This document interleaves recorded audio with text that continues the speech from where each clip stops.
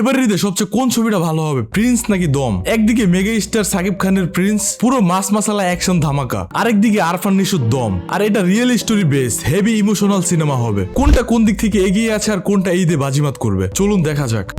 প্রথমেই কথা বলি দুইটা মুভির ওভারঅল ভাইব নিয়ে। প্রিন্সের টিজার দেখে একটা কথাই মাথায় আসে, এটা পুরো ম্যাচ লেভেলের সিনেমা। সাকিব খানকে এরকম ডার্ক এবং রুথলেস লুকে এর আগে কখনোই দেখা যায়নি। লম্বা চুল, হেভি অ্যাকশন, পুরো বলিউড ভিলেনের মতো। যারা হলে বসে সিটি দিতে ভালোবাসেন তাদের জন্য এটা অনেক ভালো একটা সিনেমা হবে। অন্যদিকে দমের ফার্স্ট লুক মাত্র 58 সেকেন্ডের, কিন্তু প্রতিটা ফ্রেম দেখেই মনে হয় না এটা একটা বাংলাদেশি সিনেমা। ডেজার্টের landscape shot, cinematography, colour grading সব মিলে ইন্টারন্যাশনাল লেভেলের প্রেজেন্টেশন। সো ভাইবে দুইটা সম্পূর্ণ আলাদা ধরনের সিনেমা।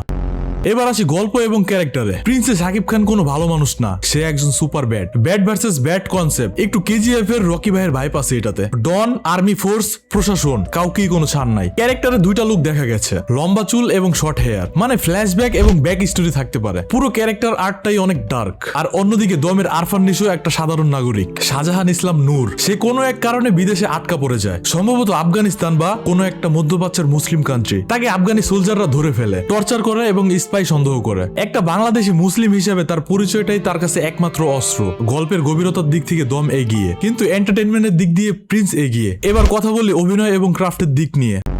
সাকিব খানকে প্রিন্সে সত্যি অন্য লেভেলের দেখাচ্ছে। এই লুকে, এই প্রেজেন্টেশনে তাকে আগে কখনোই দেখা যায়নি। তার মিউজিক্যাল হাতিয়ারের যে ব্যাপারটা দেখানো হয়েছে সেটা আসলেই ক্রিয়েটিভ, কিন্তু ভিএফএক্সটা দুর্বল মনে হয়েছে একটু। হয়তো তাড়াহুড়ো করে টিজারটা বানানো মূল সিনেমায় ঠিক হতে পারে। তাসনিয়া ফারিনের পার্টটা মিস্ট্রি রাখা হয়েছে, আর সেটাও অনেক ইন্টারেস্টিং। আফরান নিশোর প্রতিটা সিনেমায় নিজেকে যেভাবে চরিত্রের মধ্যে হারিয়ে ফেলেন, দমে সেটা দেখা যাচ্ছে। গ্লিমসের একেবারে শেষে সে যেভাবে হেঁটে আসছেন, সে হাঁটার ধরন, বডি ল্যাঙ্গুয়েজ, সেটা আসলেই অসাধারণ। চঞ্চল চৌধুরীকেও অল্প দেখা গেছে, তার পার্টটা কি হবে সেটা নিয়ে কৌতূহল আছে। পারফরমেন্সের দিক থেকে আফরান নিশো অভিনেতা হিসেবে সবসময় এগিয়ে থাকবে। আর সাকিব খানের মাস অডিয়েন্স টেনে আনার ক্ষমতা অতুলনীয়। এবার আসি স্কেল এবং বাজেটের প্রশ্নে।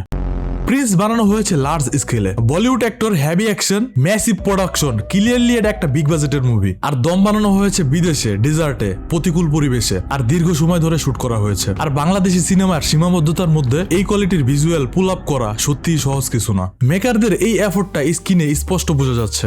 দুইটা মুভি নিজ নিজ স্কিলে বিশাল বড়। সবশেষে প্রশ্ন হলো কোনটা দেখবো? উত্তর সহজ, দুইটাই দেখো। যদি হলে যেয়ে চিল্লাতে যাও, সিটি দিতে চাও, তাহলে প্রিন্স মুভি তোমার জন্য। যদি চাও একটা ভালো গল্প, সত্যিকারী কষ্টের গল্প, ভালো অভিনয়, তাহলে তুমি দম দেখতে যেতে পারো। আর পুরো ব্যাপারটা দেখে তোমার কি মনে হচ্ছে, কোন মুভিটা বেটার হবে এবারের ঈদে? কমেন্টে জানাবে। আর ভিডিওটি ভালো লাগলে লাইক, কমেন্ট, শেয়ার করে পাশে থেকো।